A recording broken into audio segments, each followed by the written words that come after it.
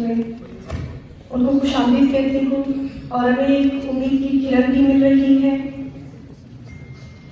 मैं डिस्ट्रिक्ट मसरूफ से हूँ क्योंकि पाकिस्तान यूनिवर्सिटी मदर यूनिवर्सिटी है इस प्रोविंस में।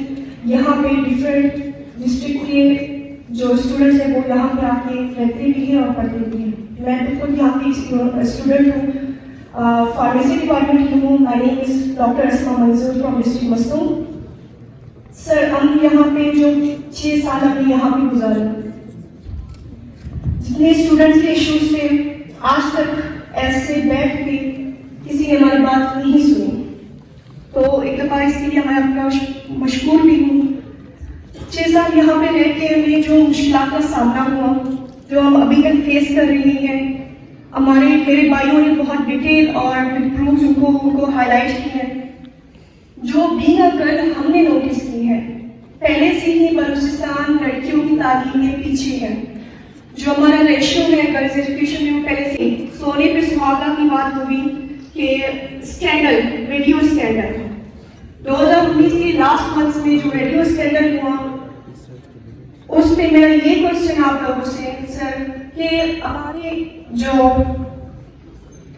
मुजरिमों को कहाँ तक सजा मिली और जो इफेक्टिव है, जो विक्टिम्स है, उनको कहाँ तक इंसाफ मिल सके।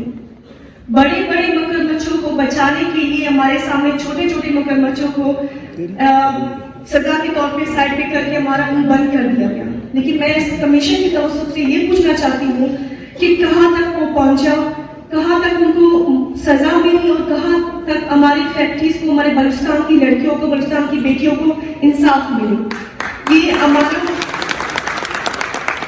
इसकी वजह से बहुत से पेरेंट्स ऐसे हैं जो डरते हैं। एक तो लापता होने की वजह से यूनिवर्सिटी नहीं जाना हमने।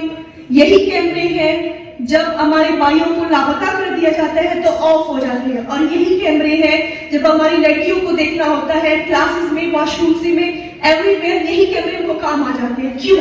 यही कैमरे उस वक्त कैमरे बंद होते हैं और जब हमारी बहन बेटियां वॉशरूम में जाते हैं ये कैमरे ऑन हो जाते हैं, तब बंद नहीं हो सकते।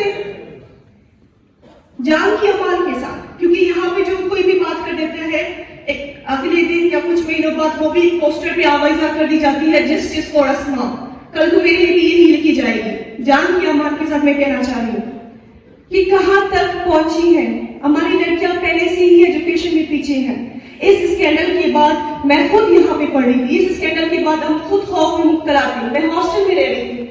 हॉस्टल में वैसे रहते थे, वॉशरूम यूज नहीं कर सकते थे। डर था, खौफ था हमारे अंदर। क्लासेस में जब हम होते थे, वॉशरूम यूज होती थी, बिकॉज दिस इज नेचर, हर किसी को होती है, फीमेल्स को भी हो सकती है। हम नहीं जा सकते थे, हमें डर लगता था। तो वो डर अभी तक एग्जिस्ट करता है, यहाँ पे मौजूद है। तो मैं ये पूछना चाहूंगी, इस डर को खत्म करने के लिए आप लोग हमारे लिए क्या कर सकते हैं? और दूसरी बात, दूसरा एक क्वेश्चन कि मुझे इंश्योरिटी दी जाए, जहां जितने लोगों ने यहाँ पे बात की, मेरे भाइयों ने और मैंने, कल को मैं या मेरे रिश्तेदारों में से कोई भी लापता नहीं होगा। मुझे ये भी श्योरिटी चाहिए आप लोगों से। Thank you so much.